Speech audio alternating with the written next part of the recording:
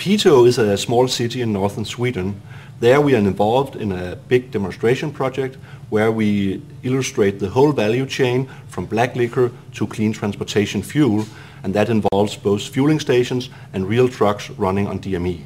DME is used for many different purposes. In China, for instance, it's used for cooking, and already now we have supplied several industrial DME plants to China. Obviously, the use of DME as a fuel is one of the most interesting options for us. In fact, Volvo has already tested the use of DME as a transportation fuel, and they have named it as the preferred fuel. Black liquor, as you receive it, is a black, tar-like, smelly waste, and therefore it's pretty unique that we can convert it into DME. In fact, it's very simple. Our process will convert a dirty waste product into a clean transportation fuel.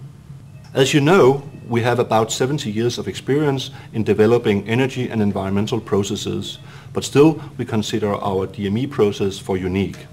DME is a very clean diesel fuel.